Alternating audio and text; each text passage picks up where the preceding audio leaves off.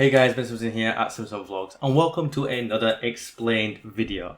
This one is probably the most important explained video in our current state of world and possibly a very important topic and subject for those of you with your lovely faces watching at home. So sit back, grab a snack, grab a drink, kick your feet up. Most importantly, if you're squeamish, try not to think about needles as we delve into the subject of vaccines, what they are, what they do, how they work, and why they are so important, especially today. So, like I said, check out links in the description. There's some players there for those of you who want to enjoy gaming away from tougher subjects to understand or even want to comprehend. Now, vaccines. First thing you need to know is, why do we need them? Why do we bother? Okay, what's all this fuss about? Well, the fuss is about things called antigens. But before you can understand them, you need to understand pathogens. Just what are pathogens? Well, there are 4 types of pathogens. We break them down into bacterium, viruses, parasites, and fungi. Now, the difference between them is a whole different subject, but the most common pathogens are bacteriums or bacteria and viruses. Bacteria act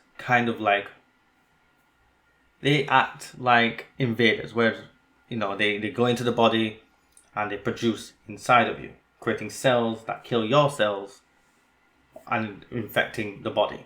Whereas viruses, they break into your cell, use your cell to replicate inside of, burst out and infect other cells. So you see the difference. Viruses try to replace your cells, whereas bacteria just invade. They get into the way. That's the basic difference with that. Fungus and parasites are a bit different and a bit more difficult to explain, but so I won't even bother with that. I didn't do the research. I'm sorry. Shoot me. Oh, please don't. But yes, that's what it is. Now, these things, besides the fundamental differences between them, the way our body recognizes them is very simple. It's based on their genetic makeup. They're a unique identifier called an antigen. Now, an antigen is kind of like a fingerprint. It's different to every type of virus or disease caused by these things. And that's the difference. We normally call things caused by bacteria diseases and things we're called by viruses a virus. It's a virus, the coronavirus. Where stuff like tuberculosis is not tuberculosis virus because it's caused by bacteria. So,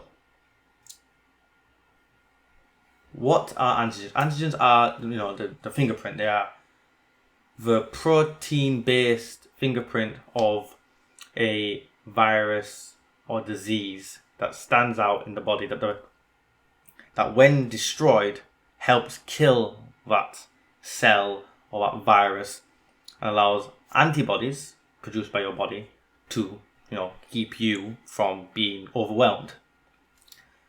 So how does this all work? Well, we have white blood cells. These white blood cells produce these antibodies which kind of attach onto antigens and eat them. By attaching onto the antigen, they're able to eat the virus. Think of it like that. Kind of like Pac-Man. This would be the antibody, and this would be the virus or bacteria. And this thumb of mine would be the antigen. Latches on, rips it off, dies. You don't.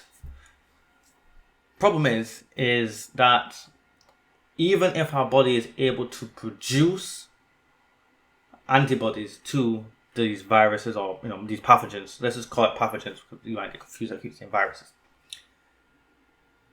It sometimes doesn't produce it fast enough, or not enough of them in time to stop you from getting seriously ill or worse, dying.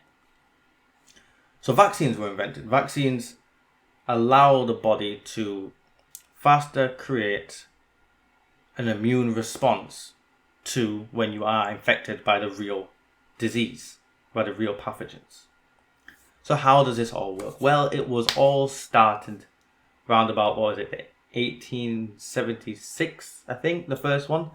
And it was the first ever vaccine was created here on my lovely island of the United Kingdom to stop smallpox.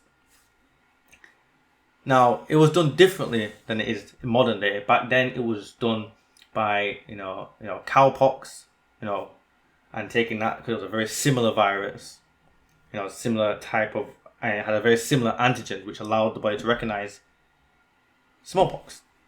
So when you got infected with cowpox, you didn't die because it wasn't that serious a disease. You might have got ill, but you didn't die. So they used that, they gave people that, and that allowed them not to get smallpox. However, the first ever vaccine is created. And since then, we've continued to evolve how vaccines work. More commonly used, or more recently used, stuff like, tuberculosis, which is the most, I believe since 2000, as of 2018, it was the most vaccinated disease in the entire world. 69% of the world, or the world's population, is vaccinated or immune to that. And the way it's done is by those two standard methods. You either give a weakened version of the virus. For example, you would give a virus that was, it's been chopped up into pieces, so it's almost like it's a less concentration. For those of you who understand chemistry, think of it as or think of it as you diluted something. You got your orange juice, the concentrated one. You pour water into it, diluted, kind of like that. That's what they would give you, or they would give you the dead version of the virus. So the virus or pathogen would be the right shape, but it would be empty husk. It wouldn't be able to reproduce. It'd still have the same antigen, that identifier that the body would recognize, has an invader to produce that immune response. And then once it's done with that, once you came in contact with the real one, it would recognize it, quickly produce the same antibodies it had already produced whenever back you got the vaccine, and deal with that before you get ill or before you die. That's how it was done. Nowadays, with more understanding of how proteins work, proteins are the building blocks of everything. Amino acids create proteins, proteins create organisms, organisms create bigger organisms, create you. Or in this case, a virus, bacteria, parasite, or fungus. The pathogen, basically, the building blocks for that antigen. So you don't even get the full part, you just get the building blocks for that antigen. Body recognizes it enough, produces the immune response, and deals with it. That's what's more commonly used nowadays. So, what is the importance of this? Well, the importance of this is it stops you from getting ill or worse. Perhaps more importantly, it stops society as a whole getting ill or worse, and creates herd immunity. Now, with herd immunity, it means, let's say 90% of people are vaccinated. It means very, very likely that even if all of the 10% get infected, the 10% most of them will either live or die, and that virus or bacteria or fungus or something, that pathogen as a species basically becomes extinct because it can't pass itself on. It can't, once its host dies or defeats it, there's nowhere for it to go. It can't live outside of the body really. It can't pass itself on, and it becomes extinct. Therefore, it becomes eradicated, as we say. Similar to smallpox has been eradicated because so many of us continue to have the vaccine, continue to be herd immune. It doesn't exist anymore except in labs, but it's been reproduced, for research. Okay, so it's been eradicated, and that's what we hope to happen with COVID-19. But COVID-19 is looking to be like a flu, like it is a flu-like virus, and unfortunately, it may be that we continue to have vaccinations for it. Now, a funny thing about vaccinations is everyone complains about COVID's vaccinations of, you have to wait a few months. You have to wait 2 months almost to get the second one. You get halving the second one. There is a reason for this. As a child, you get about 4 different doses of, of measles, mumps, all that stuff, and tuberculosis, and all of them sort of, standard ones. You get it at like 4 to 8 weeks, 2 to 3, 4 to 8, 10 to 12. You get them, years apart to keep you boosted. The reason that is done is to create memory. Because normally what happens is the body comes into contact with something. Say, if let's say cavemen, they came into contact with whatever viruses and stuff existed back then, their bodies would produce an immune response and try to defend itself. Try to kill off the antigens, therefore destroying the pathogens. Once the pathogens were defeated, the body was like, oh, bloody hell, that was good. Let's pack it a day. Problem is, you could still get sick again in the next few years from the same sort of pathogen or similar pathogens, I say, because the body has forgotten. You can't keep remembering forever. So what you do is safely reintroduce it. You don't give a person smallpox again, do you?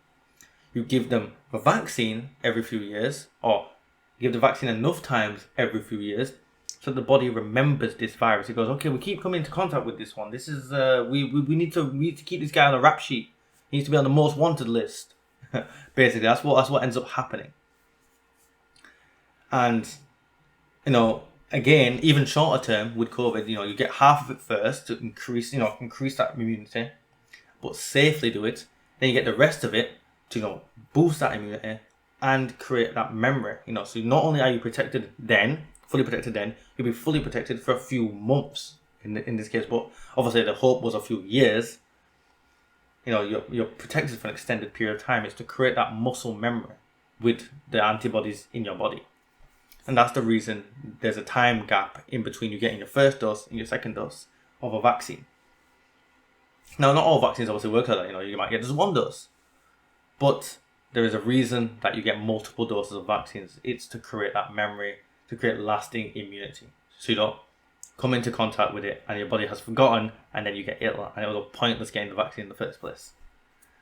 So, I hope you understood that. I hope you enjoyed my explanation of vaccines. If you want further information on that, comment down below. If enough comments come through, I may do a blog on it for a more written and concise and maybe clearer to understand version of events of vaccines.